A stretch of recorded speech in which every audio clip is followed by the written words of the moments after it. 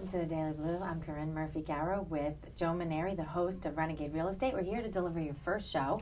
I'm not always going to be here, but today we're really going to launch your first show with some real information about investors in real estate. And you're going to have on your show mortgage brokers, real estate agents, investors, people all the way down to even construction. Yes. Today we're going to talk about what it means to be an investor and what qualities an investor needs as an individual.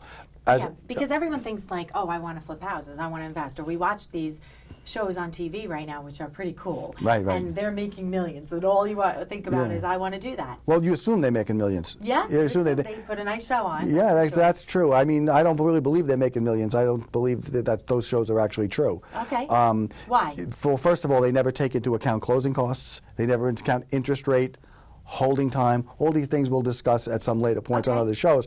But the point of the matter is that to be a successful real estate investor and to be able to have deals brought to you, as opposed to you going out and sift through all this information to find deals, you need to have certain qualities. Okay. You need to be able to be very resilient. You're going to keep making offers because you're going to be, what's the best word to say? You're going to be rejected and shut down and told you can't do this 8 million times. You can't listen to this. All you got to do is all a numbers game. You got to be able to stand back up and continue to make offers based on the formula that works for you. And it has to be a formula, because I remember when I was buying my first house when I was 19, I had a lot of emotion in it. And there were some barracudas that were opposing my bids, and the bids kept going up higher.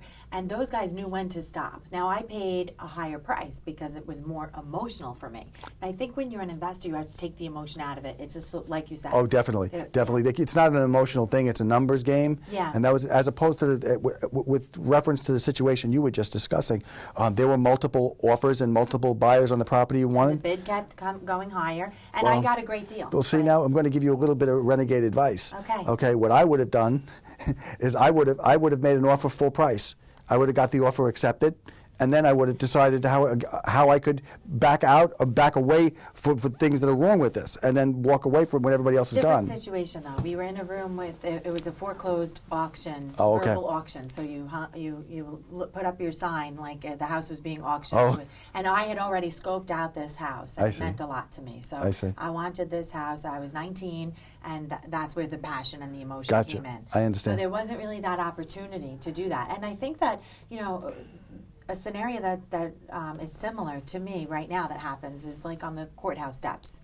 They expect you to come with 10% down, and you have to have 10% in cash right there. Yes. And if you're not ready to have a fixed price when you go to those court steps, then you're going to pay more, and you have to be ready with your money. And you can't. You have to bring a certain amount of money with you, and that money's got to be a cap on what you're going to bid. Otherwise, emotions get involved, and you wind up overpaying. Yeah. And you can't do that. But as going back to the qualities that investor needs, an investor needs to be intent on his goals and focus on the goals, whether it be a percentage of return on your money, a partnership agreement that someone is actually loaning you money or borrowing money with you, and how much you're going to need to return to that person. So you know that these fit into very this. Clear. Yeah, very clear parts of where these things are going to have to fit into your investment plan. Right. And once they don't fit in, you don't bend them to force them into make them work. You move on to the next deal, and eventually that other deal may come back and conform at some point if you just ignore it. If you make it more that you want to buy this thing so much, you're going to lose. Right, right. But that can be for somebody possibly. Oh, sure, it is. And you can pay a little bit more if you have that adjustment emotionally. Right now in the Long Island market right now, the biggest problem that real estate investors that want to flip houses are having is that a lot of the buyers, first of all, the bank's not putting a lot of properties on the market right now because the market's going up. So they're going to wait till they can maximize what they can get out of these properties that have been foreclosed. Okay, but you're bidding against now contractors who are buying themselves a job. Right. Okay, so if they're going to get a $30,000 job out of it, and they make an extra $5,000-6,000 by buying the house and flipping it, they're happy. They've already made their job. Yeah. Now, a person like me or the new real estate investor that wants to make money on the same deal, what are they going to have to do? They're going to want to make a profit too. Right. Plus, have to pay this guy $30,000 to do the work. So there's no money in that deal. Right. You know, that's why investors are looking for other venues, other market areas to be able to do something with. I tend to like wholesale to wholesale, but that'll be another show. And you know. Now, as far as real estate investors, I mean, I really worked hard on my credit and the bank relationships. I wanted them to know me. I wanted even to get to know the neighbors in the area before I started. Would you advise that for an investor? It's always better to have good credit as opposed to bad credit. Right. But in investment real estate, credit really very rarely comes into play.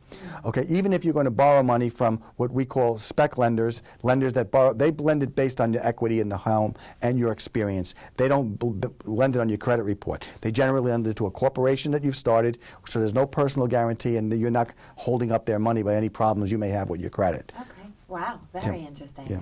Well, for more from the Renegade Real Estate Advisor, Joe Maneri, you watch us every week. Joe will have specialized people, and if you're interested in being part of the show, being a guest, please call 631-761-9223 or the Daily Blu's social media site, so you can interact with Joe and ask any questions that you need to right here on the site. So thank you for joining us. You got it. And we will see you next week on the Renegade Real Estate.